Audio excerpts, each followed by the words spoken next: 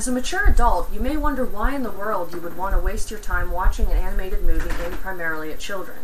I'd like to show you how today's animated features, in particular the film How to Train Your Dragon, are created specifically to entertain audiences of all ages.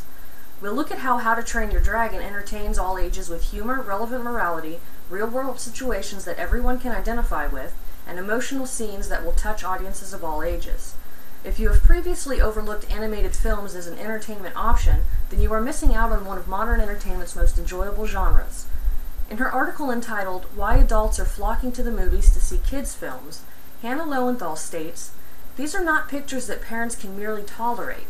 They are films that older viewers might very well enjoy more than their children do."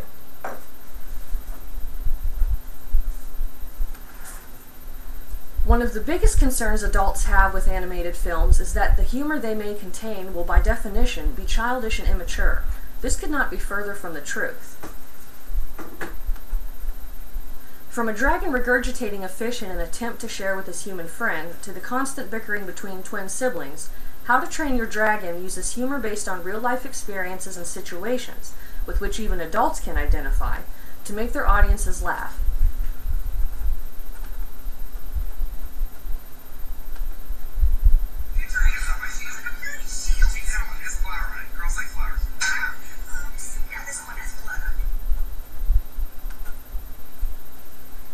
Many adults are also put off by the incorrect assumption that animated films contain no moral values that are worth taking another look at as a mature adult.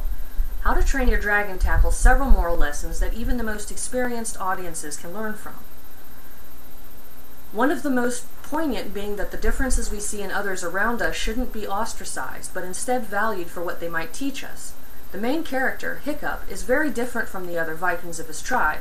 He is physically weak, but a powerful thinker and inventor, trying with little success to fit in with a culture that values only strength and fighting ability. Another major moral issue this movie covers is society's tendency to judge something before fully understanding it.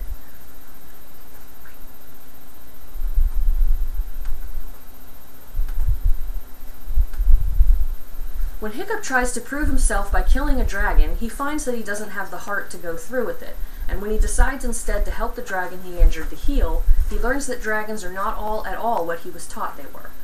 Aside from valuable moral context suitable for all ages, How to Train Your Dragon tackles real-world situations that many adults have experienced in their lives, and can thus sympathize with.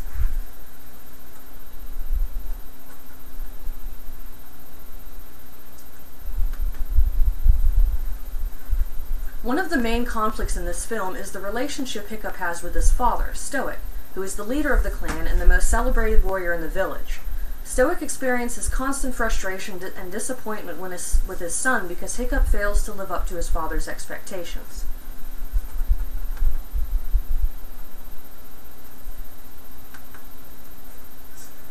You know what he's like. From the time he can crawl, he's been different.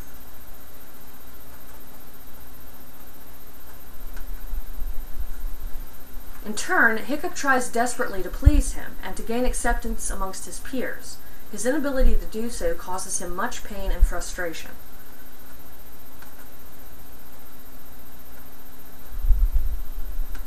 The point is, stop trying so hard to be something you're not. I just want to be one of you guys.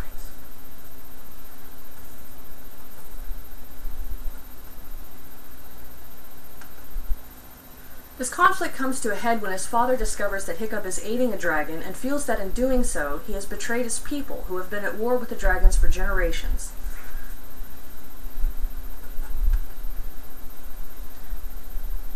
Aside from humor and relevant moral ideals, How to Train Your Dragon contains some of the most touching moments I've yet seen in an animated film.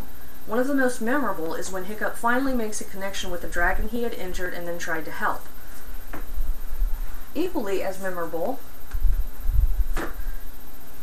and possibly even more touching, is the scene in which Stoic fears his son has been killed and learns that one of the dragons that he hated was responsible for saving his son's life.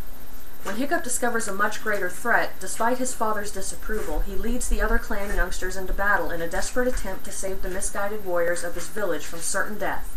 Hiccup and his dragon go head-to-head with the monster that's been controlling the other dragons, and while they successfully defeat the threat, they almost lose their lives.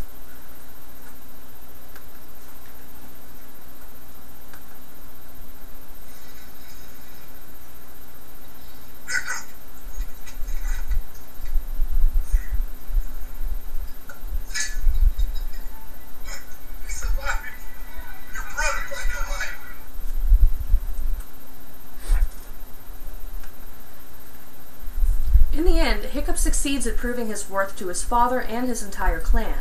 He shows them that being different can be a good thing, and that their preconceptions about dragons were wrong, bringing a new age of peace and cooperation between the Vikings and their new dragon friends.